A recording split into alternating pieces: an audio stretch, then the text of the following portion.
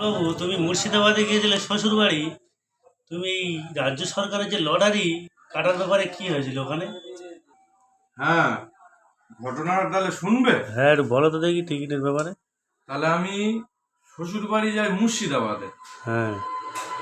গিয়ে দেখি খানকির ছেলেরা এই লটারি নিয়ে এই টোকা করে টেবিল করে পুরো মানে হাজার হাজার সব বোঝার। হ্যাঁ। খানকির ছেলেকার কোনো কাজ নেই, আচ্ছা। সবই টিকিট ব্যবসা।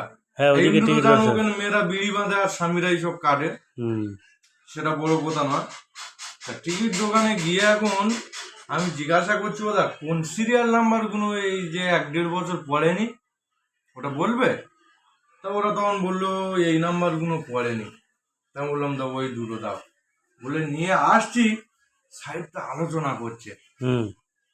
তা কি আলোচনা করে শুনবে? হ্যাঁ। শুনে তো আমার ভাও বেড়ে যাচ্ছে।